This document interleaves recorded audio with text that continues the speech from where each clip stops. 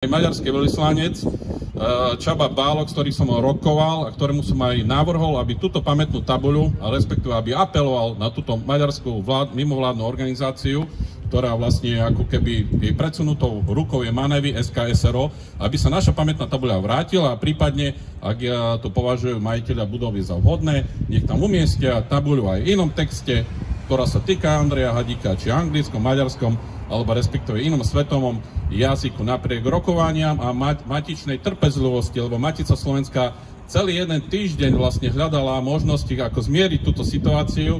Nedostali sme žiadnu relevantnú odpoveď. Tabuľa je dodnes nezvestná a to sa píše v rok 2025 a žijeme existencie už vyše 30-ročnej slovenskej zvrchovanej a nezávislej republiky. Ja sa zásadne dištancujem od všetkých šovinistických prejavov. Matica Slovenská je za mierové spolužitie všetkých národov, obzvlášť slovenského a maďarského národa.